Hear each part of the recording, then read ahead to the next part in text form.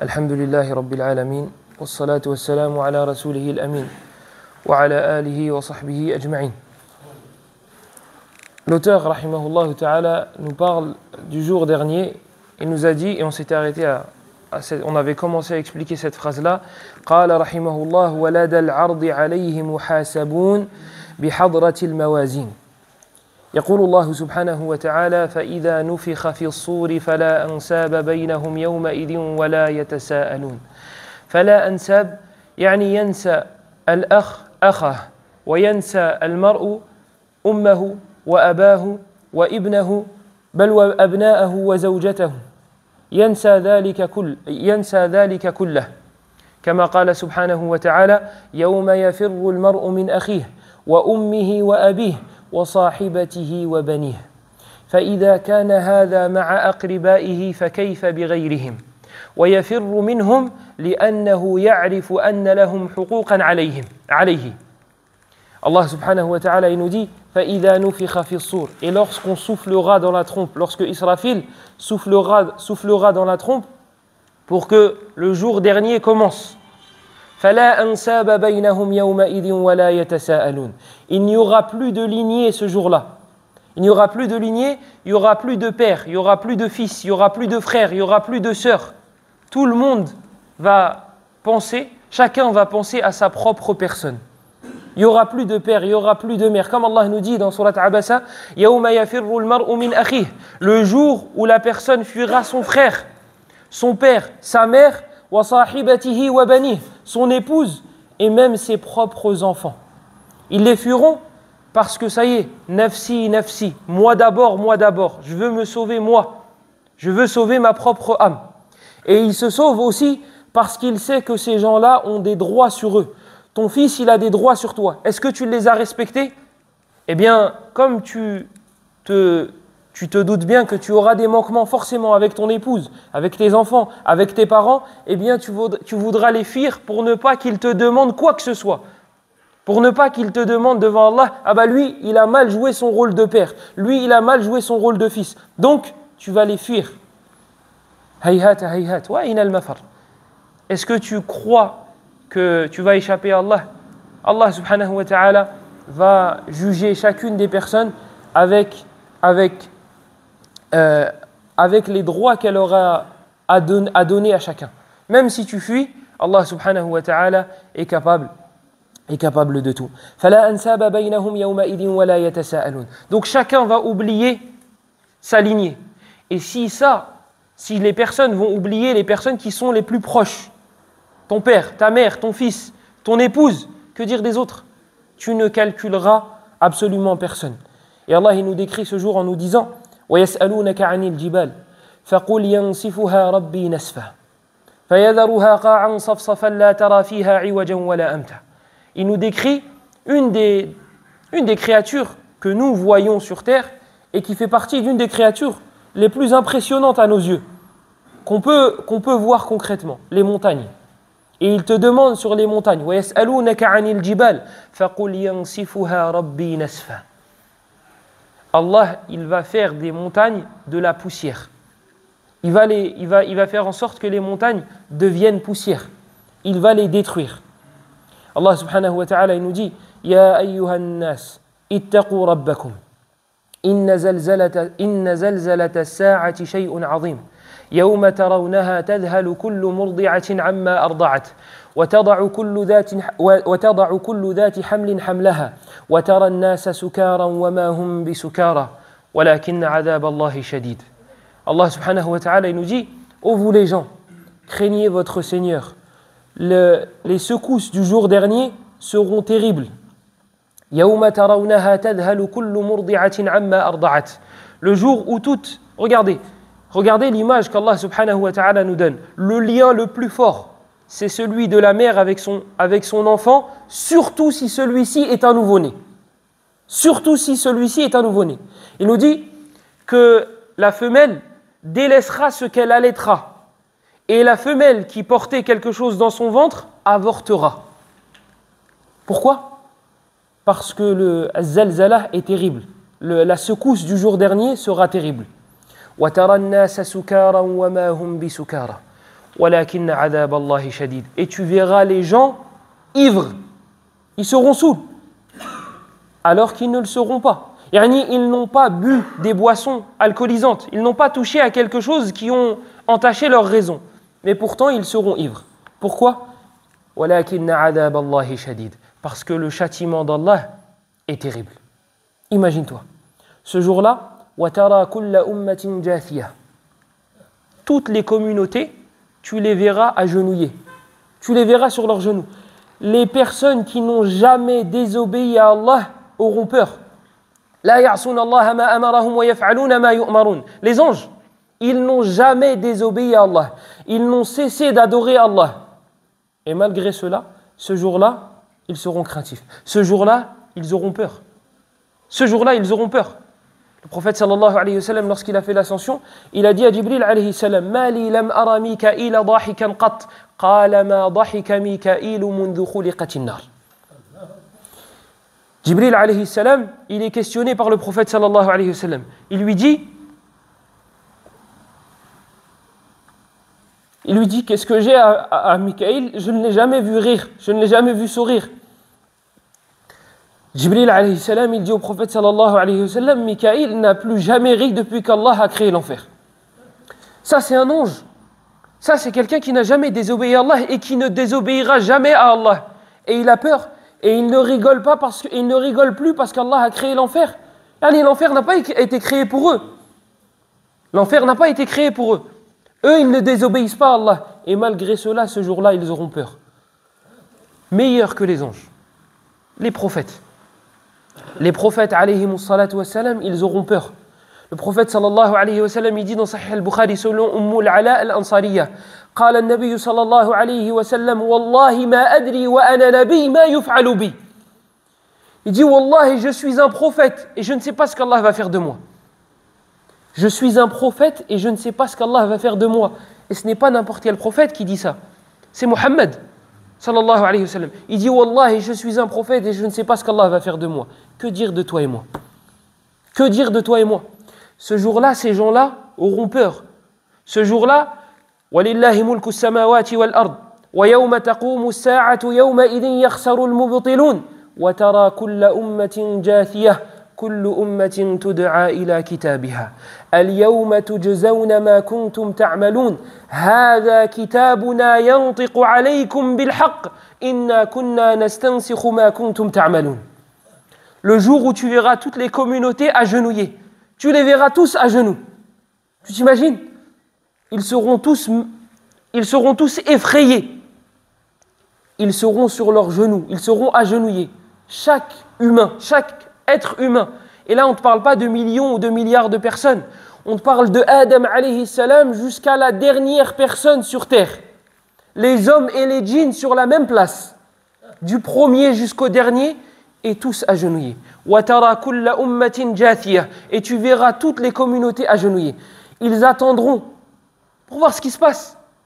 Ils seront tous effrayés et ils seront sur leurs genoux en train d'attendre. وَتَرَى كُلَّ أُمَّةٍ جَاثِيَةٍ كُلُّ أُمَّةٍ تُدْعَى إِلَى كِتَابِهَا. Chaque communauté sera appelée par son livre. Par son livre, les savants du tafsir ont deux avis. Et les deux ne se contredisent pas, donc les deux sont possibles.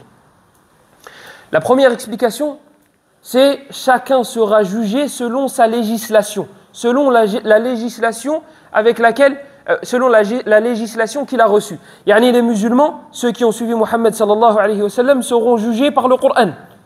Qu'est-ce que tu as suivi du Coran? Quels sont les ordres que tu as délaissés? La communauté de Moussa alayhi salam seront jugés selon la Torah. Qu'est-ce qu'ils ont délaissé et qu'est-ce qu'ils ont suivi? La communauté de Isa et ainsi de suite. Le deuxième avis, c'est chaque communauté, ou bien chaque personne, pardon, sera jugée via son livre d'action. Via son livre d'action. وَيَدُلُّ لَهُ قَوْلُهُ تَعَالَى بَعْدَ ذَلِكَ هَذَا كِتَابُنَا يَنطِقُ عَلَيْكُمْ بِالْحَقِّ إِنَّا كُنَّا نَسْتَنسِخُ مَا كُنْتُمْ تَعْمَلُونَ. Et cet avis-là est sauvé, entre guillemets, par la suite. Il est compréhensible par la suite. Juste après, Allah il nous dit هَذَا كِتَابُنَا يَنطِقُ عَلَيْكُمْ بِالْحَقِّ. Voici notre livre qui dit la vérité. Les choses qui sont inscrites dans ce livre-là, ce ne sont pas des choses que tu n'as pas faites. Tout ce qui a été inscrit dedans, ce sont des choses que tu as faites. Ce sont des choses que tu as dites. On n'a rien rajouté.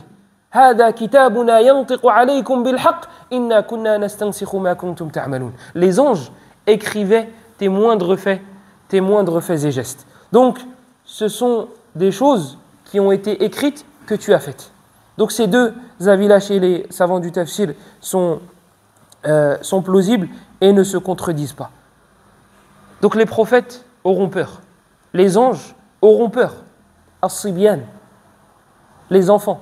Allah subhanahu wa ta'ala nous dit فَكَيْفَ تَتَّقُونَ يَوْمًا إِن كَفَرْتُمْ فَكَيْفَ تَتَّقُونَ إِن كَفَرْتُمْ يَوْمًا يَجْعَلُ يَوْمًا يَجْعَلُ. Il n'y a pas un mot entre les deux. Il n'y a pas entre les deux.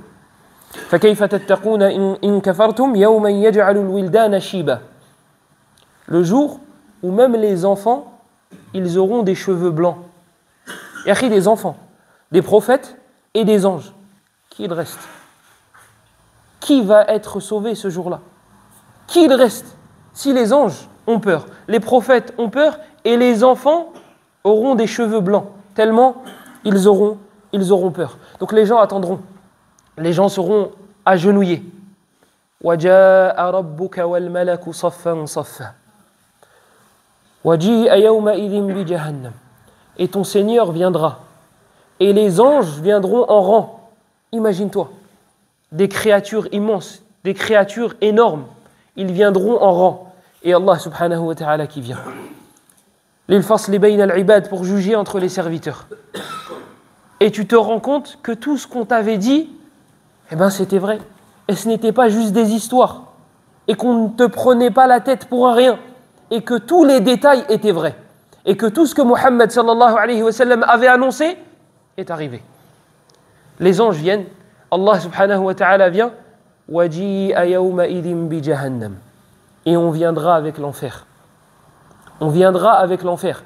Le prophète sallallahu alayhi wa sallam nous dit, كما روى هذا الحديث الإمام مسلم في صحيحه من حديث عبد الله بن مسعود رضي الله عنه قال رسول الله صلى الله عليه وسلم يؤتى بجهنم يومئذ لها 70,000 زمام مع كل زمام 70,000 ملك يجرونها. Le prophète sallallahu alayhi wa sallam il nous dit que l'enfer ce jour-là viendra et il y aura 70 000 chaînes. 70 000 chaînes. Sur chaque chaîne, 70 000 anges pour traîner l'enfer. Est-ce que tu t'imagines, toi, la force d'un ange? Et il en faut 70 000 sur chaque chaîne. Donc tu fais 70 000 fois 70 000 et tu auras le nombre d'anges qui va tirer l'enfer. Ce jour-là, Allah il mettra la lune et le soleil à l'intérieur de cet enfer. Est-ce que tu t'imagines? Toi, tu vois la terre, la taille de la terre, comment elle est ridicule à côté du soleil. Allah il mettra le soleil et la lune à l'intérieur. Et attention, ce n'est pas pour châtier la lune et l'enfer. Ils n'ont rien fait. Ils n'ont rien fait. Donc ce ne sera pas un châtiment pour la lune et pour l'enfer. Allah subhanahu wa ta'ala mettra ces deux créatures-là pour beaucoup de sagesse. Et parmi ces sagesses-là, pour châtier les gens qui adoraient le soleil et la lune. Il y a des gens, Allah subhanahu wa ta'ala nous a dit que certaines personnes adoraient le soleil et adoraient la lune. Eh bien, en guise de châtiment pour ces gens-là, ils verront leur divinité dans l'enfer. Et ils seront châtiés en regardant leur divinité avec eux. Et c'est pour nous prouver aussi à nous que l'enfer est énorme. Comment une chose pourra supporter l'enfer et la lune et le soleil dans son combustible ou bien à l'intérieur d'elle? C'est que c'est quelque chose d'immense et d'énorme. Le soleil et la lune à l'intérieur. Toi, tu vois la Terre et regardez sur Internet. Regardez la taille de la Terre à côté du soleil. Et vous allez voir, c'est ridicule. Là, on va mettre le soleil et la lune et les gens dedans et les djinns.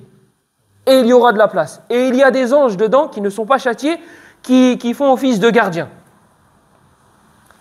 Et malgré cela, il y aura assez de place.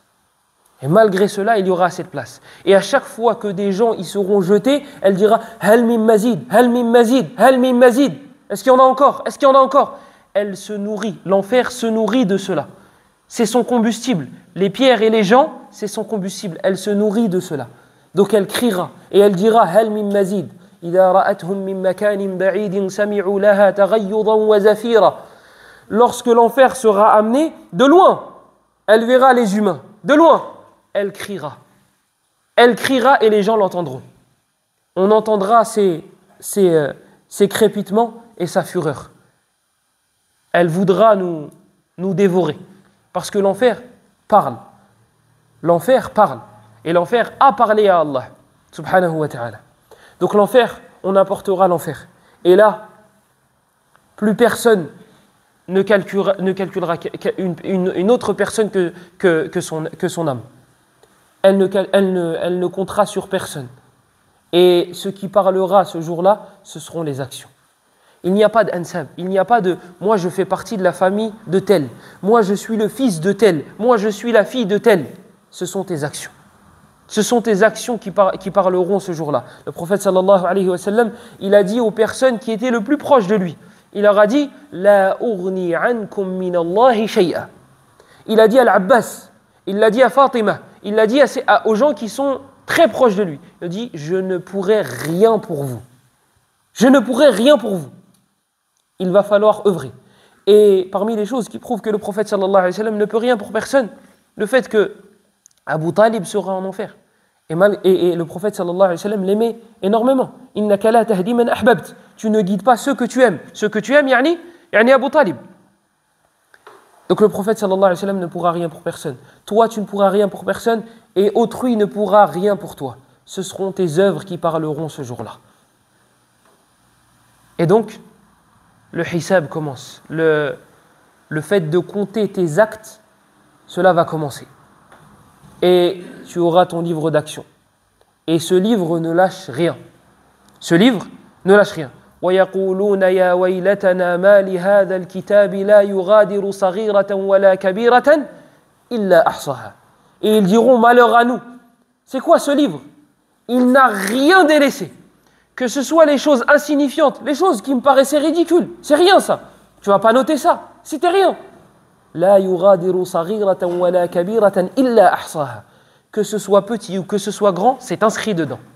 La petite chose que tu as faite du bien, concernant le bien ou concernant le mal, c'est inscrit dedans. C'est inscrit dedans. Yawma yab'athuhum Allahu jami'a fayunabbi'uhum bima 'amilu ahsahu Allah.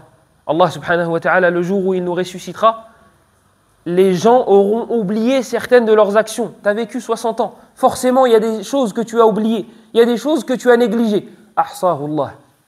Ça a été noté. Allah subhanahu wa ta'ala l'avait prédit 50 000 ans avant de créer les cieux et la terre, comme dans le hadith rapporté par l'imam muslim selon Abdullah ibn Amr ibn al-As radiyallahu anhuma, dans lequel le prophète sallallahu alayhi wa sallam dit كتب الله مقادير الخلائق قبل أن يخلق السماوات والأرض ب50 ألف سنة.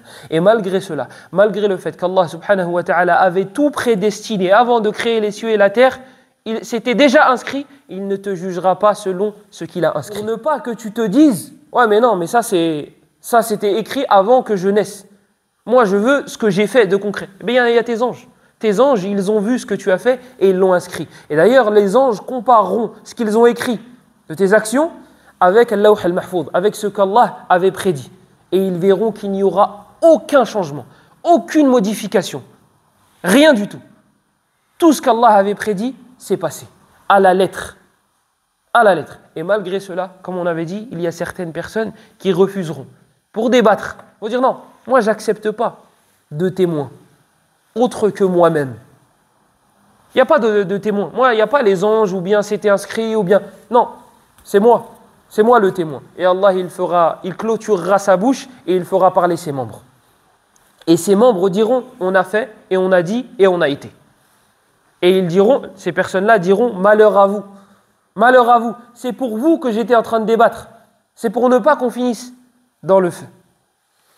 Donc, les gens recevront leur livre d'action. Les gens recevront leur livre d'action et dedans il y aura tout décrit. Tout ce qu'on aura fait sera écrit. Les savants divergent. Si une personne se repent d'un péché, est-ce que le péché sera quand même inscrit, mais il sera pardonné? Yani il est inscrit dans le livre d'action, mais il sera pardonné. Ou bien il sera effacé. Et Wallahu a'lam,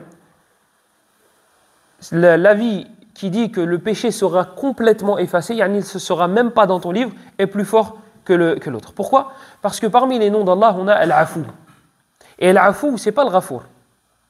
Vous savez, le Ghafour, c'est le pardonneur. Mais Al-Afou, c'est celui qui efface. Donc Al-Ghufran, c'est le pardon.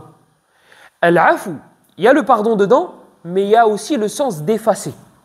Il y a aussi le sens d'effacer. Donc il y a certaines personnes qui diront « Ya Allah, j'ai fait certaines actions, mais je ne les trouve pas dans mon livre. » Et Allah, il lui dira, il dira à ces gens-là « On te les a cachés sur terre et aujourd'hui on te les pardonne. » On te les a cachés sur terre et aujourd'hui on te les pardonne.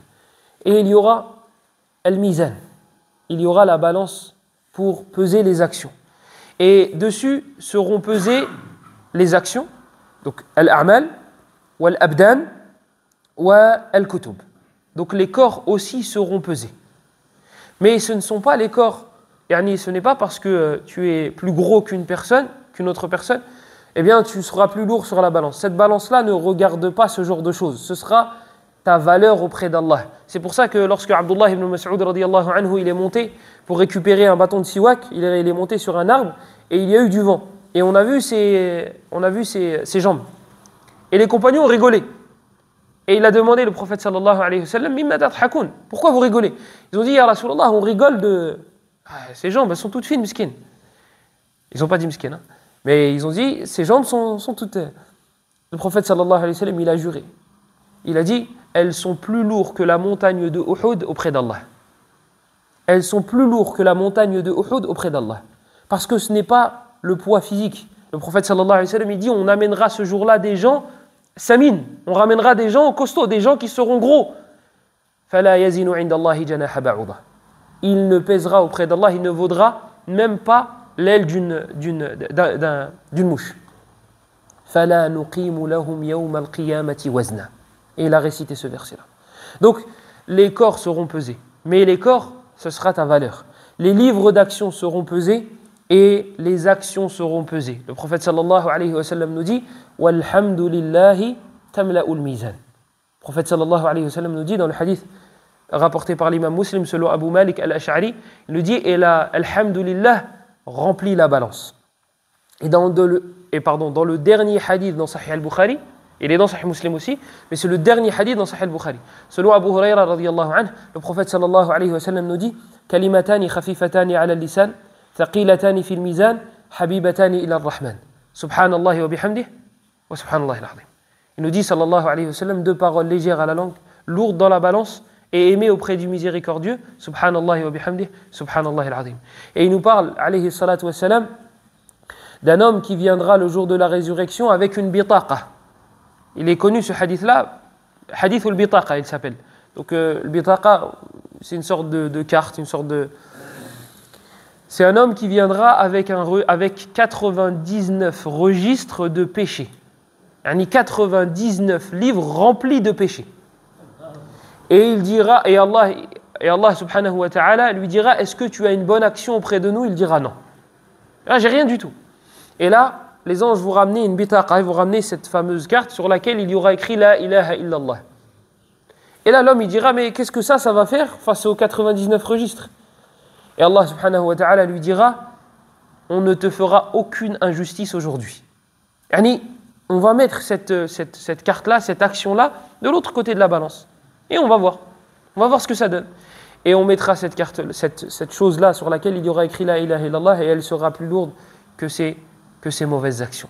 Donc, il y a des œuvres qui sont lourdes dans la balance et qui sont aimées auprès d'Allah. Hada wallahu a'lam. وصلى الله وسلم وبارك على نبينا محمد وعلى آله وصحبه أجمعين سبحانك اللهم وبحمدك أشهد أن لا إله إلا أنت نستغفرك ونتوب إليك وبارك الله فيكم